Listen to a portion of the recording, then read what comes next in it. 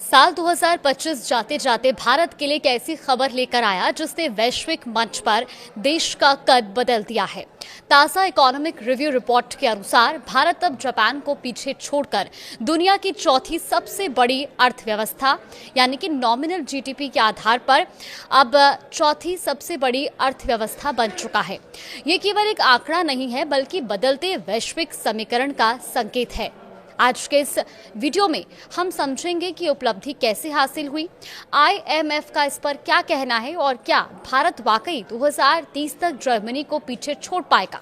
नमस्कार, आप देख रहे हैं न्यूज़ 18 का डिजिटल प्लेटफॉर्म और मैं हूं आपके साथ जागृति खंतवाल। इस साल की इकोनॉमिक रिव्यू रिपोर्ट बताती है कि भारत की नॉमिनल जीडीपी ने जापान के आंकड़ों को पार कर लिया है। हालांकि इसकी औपचारिक पुष्टि इंटरनेशनल मॉनेटरी फंड यानी कि आईएमएफ के 2025 के लिए फाइनल डेटा में होगी, जिसे 2026 की पहली छमाही यानी कि फर्स्ट हाफ में जारी किया जाएगा। जापान के पीछे छूटने के दो मुख्य कारण हैं। पहला, भारत की तेज विकास दर और दूसरा जापानी मुद्रा यानी कि येन का डॉलर के मुकाबले कमजोर होना। इसके अलावा जापान की घटती जनसंख्या भी उसकी अर्थव्यवस्था के लिए एक चुनौती बनी हुई है, जबकि भारत की डेमोग्राफिक डिविडेंड यानी कि युवा आबादी हमारी ताकत है। विशेषज्ञों और अंतर्राष्ट्रीय रेटिंग एजेंसियों का अनुमान है कि भारत का अगला पड़ाव जर्मनी है और जिस तेजी से भारत का सर्विस सेक्टर और मैन्युफैक्चरिंग बढ़ रहा है, साल 2030 तक भारत दुनिया की तीसरी सबसे बड़ी अर्थव्यवस्था बनने की राह पर है। लेकिन क्या यह सफर इतना आसान है?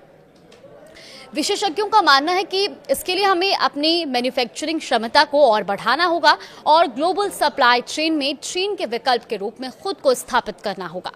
इस बड़ी उपलब्धि के तुरंत बाद प्रधानमंत्री नरेंद्र मोदी ने आगामी बजट से पहले देश के दिग्गज अर्थशास्त्रियों के साथ एक महत्वपूर्ण बैठक भी की है और इस बैठक का मुख्य मुद्दा रहा है अगले 5 साल का रोड मैप। सरकार का ध्यान अब केवल जीडीपी ग्रोथ पर नहीं बल्कि इंक्लूसिव ग्रोथ पर है, यानी ऐसी प्रगति जिसका लाभ गांव और गरीब तक पहुंचे। आगामी बजट में इंफ्रास्ट्रक्चर, आर्टिफिशियल इंटेलिजेंस और ग्रीन एनर्जी पर बड़े ऐलान की उम्मीद है, जो हमें $5 ट्रिलियन और फिर $10 ट्रिलियन की इकोनॉमी की ओर ले जाएगा। चौथी बड़ी अर्थव्यवस्था बनना गर्व की बात है, लेकिन भारत के सामने कई चुनौतियां भी हैं। इसमें सबसे बड़ी चुनौती है पर कैपिटा इनकम को बढ़ाना, रोजगार के नए अवसर पैदा करना और शिक्षा स्वास्थ्य में निवेश बढ़ाने को अब प्राथमिकता देना भी एक बड़ी चुनौती होगी।